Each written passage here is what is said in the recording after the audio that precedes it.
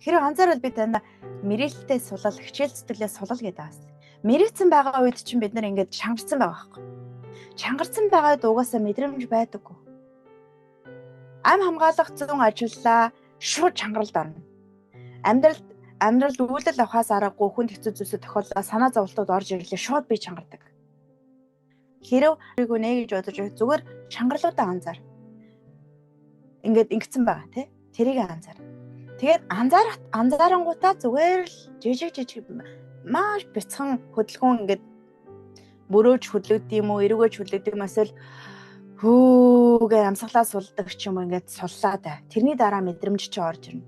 Тэгэхээр би чинь ийм төлөвтэй гаццсан байна гэсэн. Тэгэхээр мэдрэмж байхгүй хүлдүү байдалтай байдаг. Санаа алдаад нэх гой гүнзгий амсгал аваад байна гэд. Бид нар trauma, шоктой яваад тохиолдолд амьсгал төгжүүдээ сурцсан байдаг. Амьсгалж байгааг нь мэдэгдэхгүй. Тэгээ энэ ингээд бүр ингээд амьсгалын хэнэр чи өөрчлөгдсөн. Зүрхний зүрхчин дотроос чинь ингээд байгаа нь амьсгал чинь байхгүй. Ингээд гоё өөрөхөд юу болж байна? Амьсгал нь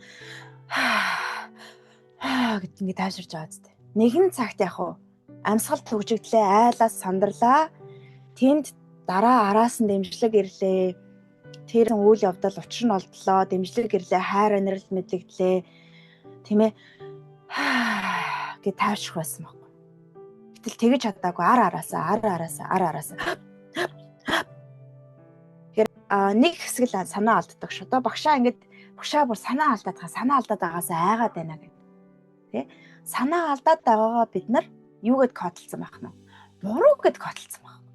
Юундаас ир санаа алдсан гэд ингээд тэгдэг штэ. Гэтэл саматик гэдгээр л санаа алдаж ингэснээрээ би яах нь амьсгалынхаа хэмнэлийг буцаагаад эрүүл хэвийн төлөвд нь оруулах гэдэг.